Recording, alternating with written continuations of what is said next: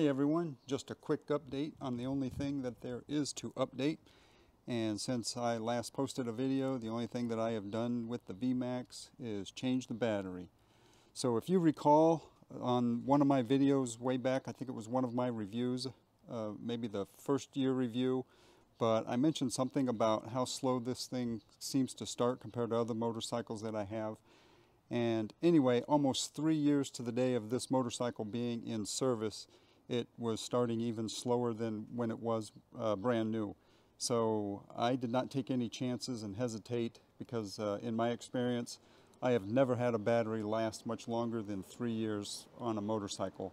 And I'm always taking pretty good care of them by keeping them pretty well charged up. As you've seen with my other videos, I do the trickle charger thing. And I have a video on that, and you can check the link below if you haven't seen that already. But anyway, so I'm pretty good with the battery, so once this thing started getting a little bit slower and slower, I wasted no time because I didn't want to end up being stranded.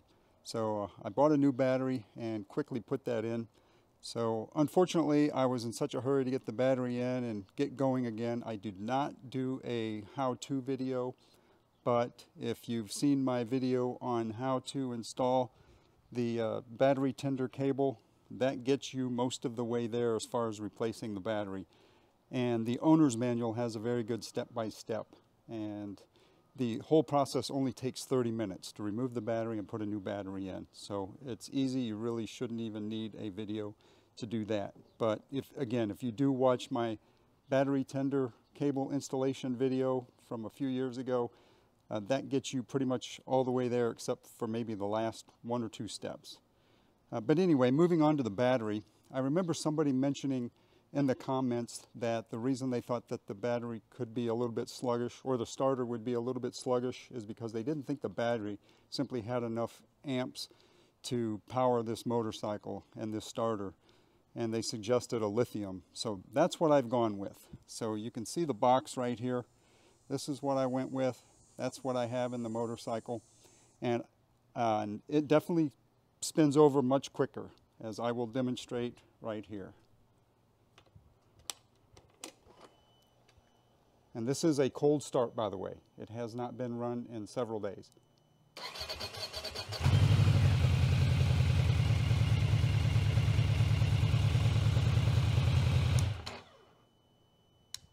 I'll just do it again.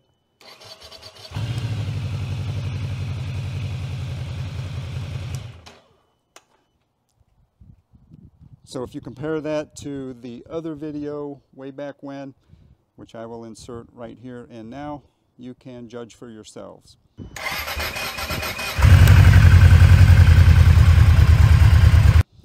Now, one of the things that makes this unique being lithium, a couple of things. One, it is so much lighter, probably half the weight. I wish I would have thought at the time I would have weighed both batteries, the original one that came with it and the lithium going in. Just to get an exact measurement of how much lighter this one is. But again, I was in a hurry just to get the thing done and get back on the road, that I didn't take time to do that.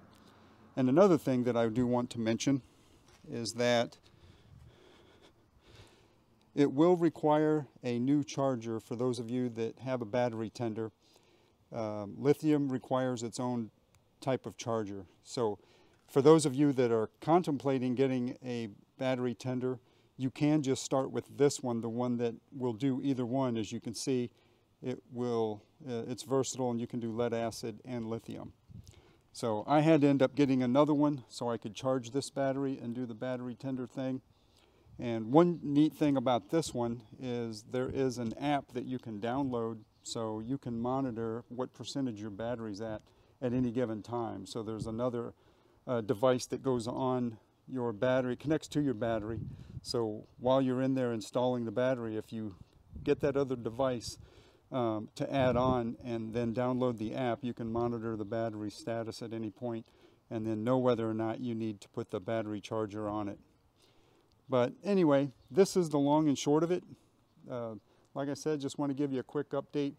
So I haven't had it long enough to judge whether or not the battery lasts any longer than a typical lead acid. But like I said earlier, in the past, I've never gotten much more out of a battery than 3 years for a motorcycle. So it'll take a few years to determine whether or not this lithium lasts any longer. But the one thing that I do see as an advantage right now is it does turn the starter over much quicker. I do want to add that I have a link below in the description for this exact battery for those of you with a VMAX. And I also have a link in the description for this new type of battery charger, battery tender, and also the other thing which you can't see because it's on top of the battery, which is that device that sends a signal to your phone that you can download. So you can see all three of those in the description in case you want to order those yourself. Well, that's pretty much it for this video. See you next time.